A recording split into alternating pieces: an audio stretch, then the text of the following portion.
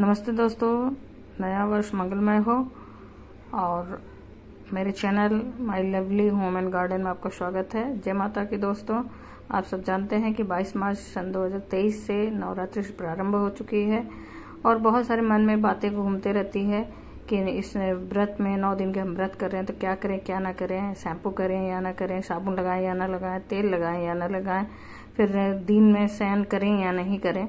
तो ये इस तरह के बहुत सारे दिमाग में बातें घूमते रहती हैं, तो इस पे ही हम आज चर्चा करेंगे दोस्तों। जैसे कि इस समय हमारी माता रानी धरती पे आई रहती हैं और उनका विचरण होता रहता है हमारी धरती पे, और इस समय हमें कोशिश करना चाहिए कि ब्रह्म मुहूर्त में उठ जाएं हम और उस समय पूजा करें। उस समय सभी देवी देवता पृथ्वी पे वास करते हैं, तो ब्रह्म मुहूर्त में ही नवरात्रि में कोशिश करें कि उठें और उसमें शुद्ध जल से स्नान करें और स्नान करने के बाद माता की पूजा करें। और इस तरह से हम अपने सभी देवी देवताओं का ब्रह्म मुहूर्त में ही पूजा करें तो उसका विशेष लाभ मिलता है। रही बात नहाने की, तो शुद्ध जल से नहाना अति उत्तम है। और जिस समय हमारे धर्मशास्त्र की पुस्तकें बनी थी उस समय साबुन शैम्पू नहीं हुआ करता था, लेकिन अब है तो ये बात भी दिमाग में चलता है कि नहाए कि नहीं। तो दोस्तों इसलिए कहा जाता है साबुन शैम्पू न लगाएं, क्योंकि इसमें कभी कभी अंडा मिलाते हैं लोग या फिर पता नहीं क्या मिक्स करके बनाया जा रहा है साबुन, ये हमें पता नहीं है। इसलिए कोशिश करें कि हर्बल शैम्पू या हर्बल शॉप है उसको इस्तेमाल करें, या जहां तक बन पड़े न इस्तेमाल करें। इसी तरह से होता है कि हम नए वस्त्र, इसमें बहुत लोग अपनी श्रद्धा से नहीं धारण करते हैं, उसका संकल्प लेते हैं कि हम नए वस्त्र नहीं धारण करेंगे, लेकिन कोरे वस्त्र पहन के पूजा करना चाहिए। ये एक बहुत ही अच्छा चीज है कि माता की पूजा आराधना हम कोरे वस्त्र को धारण करके करें। अगर नहीं संभव है तो हम इसमें शुद्ध और साफ वस्त्र को पहन सकते हैं। और रंगों का विशेष ध्यान रखें। माता को हल्के रंग या फिर उनकी अति प्रिय रंग लाल और पीला है उस वस्त्र को पहनकर हम पूजा करें। संभव हो तो प्रतिदिन अलग अलग माताओं के अलग अलग प्रिय रंग है उसको पहन के पूजा करें। नहीं संभव है तो हम लाल और पीले रंग के वस्त्र को पहन के पूजा कर सकते हैं दोस्तों। इस तरह से हम, और इसी तरह से विभिन्न माताओं के प्रिय फल जो होते हैं उसे अर्पित करें और प्रिय पुष्प होते हैं उसे अर्पित करें। अगर संभव नहीं है तो गुड़हल उन्हें अति प्रिय है उसे अर्पित करें। फिर उसके बाद हमें इस समय अखंड ज्योत का हम लोग अपने घर में स्थापना करते हैं, कलश की स्थापना करते हैं।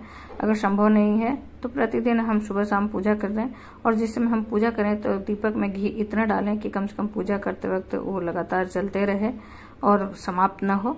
इस बात का हमें विशेष ध्यान रखना चाहिए दोस्तों। और दिन में शयन की बात रही तो दिन में हमें शयन नहीं करना चाहिए, नहीं तो हमारी पूजा खंडित हो जाती है। तो इसका भी विशेष हमें ध्यान रखना चाहिए कि हम अगर प्रयास कर रहे हैं और मेहनत कर रहे हैं तो उसका हमें विशेष लाभ मिले, माता का आशीर्वाद मिले। तो इसलिए हमें दिन में शयन नहीं करना चाहिए दोस्तों। और अपने आप को सारे दिन माता के भजन में, माता के माला जाप में या फिर माता की संबंधित पुस्तकों को पढ़ने में अपने आप को व्यस्त रखें, जिससे कि हम नींद से वंचित रह सकें, नींद न लगे हमें। फिर उसके बाद इस समय हमें कोशिश करना चाहिए कि घर में किसी भी तरह की लड़ाई झगड़ा या फिर किसी की शिकायत ना हो। सबसे ज्यादा नेगेटिव ऊर्जा उसी से आती है जब हम घर में चर्चा करते हैं, किसी और की शिकायत करते हैं।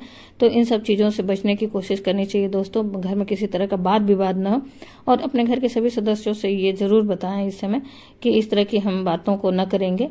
कम से कम नवरात्रि में तो कोशिश करें कि इस तरह की गलत चीजें न हो हमारे घर में।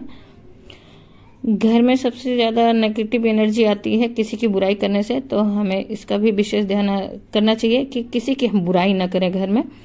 तो इस पे खास करके ध्यान रखें कि कम से कम नवरात्रि में हमें इससे बचें दोस्तों। इन सब बुरी चीजों से बचने के लिए ही विशेष उपाय है कि हम माता की शरण में ज्यादा से ज्यादा रहें और माता से संबंधित माला जाप करें, या माता से संबंधित मंत्रों का भी ज्यादा से ज्यादा उच्चारण करें। सारा दिन माता के नाम को जपें। और इस समय खास तरह के लोग सिद्धियां भी करते हैं, सिद्धि प्राप्त करने के लिए भी माता का आह्वान करते हैं, पूजा करते हैं। नवरात्रि में खास करके ये सब चीजें होती हैं।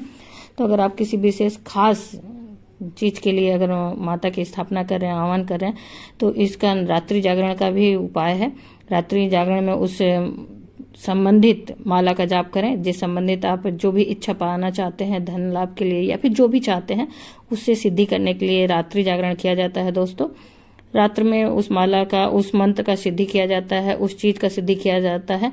अगर संभव नहीं है तो आप 11 से जो एक मुहूर्त होता है, जो एक समय होता है, लग्न होता है, 11 से लेके 12 के मध्य में इस चीज का माला जाप कर सकते हैं, जिससे कि आपको उस काम में सिद्धि बहुत जल्दी प्राप्त में हो और वो मनोकामना आपकी जरूर सिद्ध होती है और पूर्ण होती है। तो इसलिए कुछ समय जरूर कोशिश करें कि रात्रि में जगें, और इसके लिए विशेष समय होता है 11 से 1 के बीच में हमें रात्रि जागरण करना चाहिए और उसके लिए माला जाप करना चाहिए और सिद्धि प्राप्त करनी चाहिए दोस्तों। तो ये तो रहे हमारे कुछ जानकारियां नवरात्रि से संबंधित। और रही बात कि हमें तेल लगाना चाहिए कि नहीं लगाना चाहिए, तो सरसों के तेल को नहीं लगाया जाता है व्रत वगैरह में। आप नारियल के तेल को लगा सकते हैं और बादाम के तेल को लगा सकते हैं दोस्तों। फिर जब हमारे धर्मशास्त्र बने थे उस समय शैम्पू वगैरह नहीं हुआ करता था दोस्तों, तो इसलिए उस समय की ये बातें नहीं हैं। लेकिन हमें छोटी छोटी बातों में नहीं फंसना चाहिए। बस शैम्पू और साबुन से इसलिए बचने के लिए कहा जाता है कि उसमें अंडे वगैरह का भी इस्तेमाल होता है, तो इसलिए कहा जाता है कि न लगाएं। और हर्बल चीजों को आप लगा सकते हैं। माता बस श्रद्धा की भूखी होती हैं। अगर श्रद्धा से हम माता की पूजा करते हैं तो माता खुश होती हैं और अपना आशीर्वाद जरूर देती हैं। बस हमें ये खास ध्यान रखना है कि हम माँ को अगर बुलाते हैं तो उनकी पूरी श्रद्धा भावना से पूजा पाठ करें और अपने सामर्थ्य के हिसाब से पूजा पाठ करें। और आपके यहाँ जिस तरह से पूजा पाठ होता है आप उस तरह से भी पूजा पाठ कर सकते हैं दोस्तों। तो छोटी छोटी बातों में हमें नहीं फंसना चाहिए। हमें खास करके माता को श्रद्धा भक्ति से आराधना अर्चन पूजन करना चाहिए और हर समय माता से क्षमा याचना भी करनी चाहिए, क्योंकि हम व्रत रह रहे हैं और पूजा पाठ कर रहे हैं, तो हम मनुष्य हैं और हमसे गलतियां हो सकती हैं। तो इसलिए हमें हर समय कोशिश करनी चाहिए कि माता से क्षमा याचना करते रहें और उनके मंत्रों का उच्चारण करते रहें। इस तरह से दोस्तों हम डेली सर से भी नहा सकते हैं। लेकिन एक बात की विशेष ध्यान हमें रखना पड़ता है कि माता रानी की पूजा करने से पहले हमें मांग में सिंदूर जरूर भरना चाहिए। सुहागिन स्त्रियों को मांग में सिंदूर और माथे पे बिंदी जरूर होनी चाहिए। और 16 श्रृंगार का प्रचलन है हमारे धर्मशास्त्र में भी कि किसी भी पूजा को करने से पहले हम पूर्ण श्रृंगार में होके ही माता या फिर भगवान की पूजा आराधना करें। इससे उनका विशेष आशीर्वाद मिलता है दोस्तों। तो ये तो रही कुछ जानकारी जो कि हमें मालूम थी, तो हमें लगा आप लोगों से भी शेयर करना चाहिए दोस्तों। और उसके बाद आप चैनल पर नए हैं दोस्तों तो जरूर से हमारे चैनल के बेल नोटिफिकेशन को दबाएं और सब्सक्राइब बटन को जरूर दबाएं। और मेरी अगर जानकारी अच्छी लगी तो जरूर से इसे लाइक और शेयर करें और कमेंट करें। और आपके मन में जो भी प्रश्न हैं उससे संबंधित आप प्रश्न भी कर सकते हैं और हम पूरी कोशिश करेंगे कि आपके प्रश्नों का हम उत्तर दे सकें। तो धन्यवाद दोस्तों। जय माता की दोस्तों। बेल नोटिफिकेशन जरूर दबाएं दोस्तों, ताकि हमारी आने वाली जानकारी आप तक पहले पहुंच सके। तो फिर से आपका बहुत बहुत धन्यवाद और स्वागत है हमारे चैनल पर।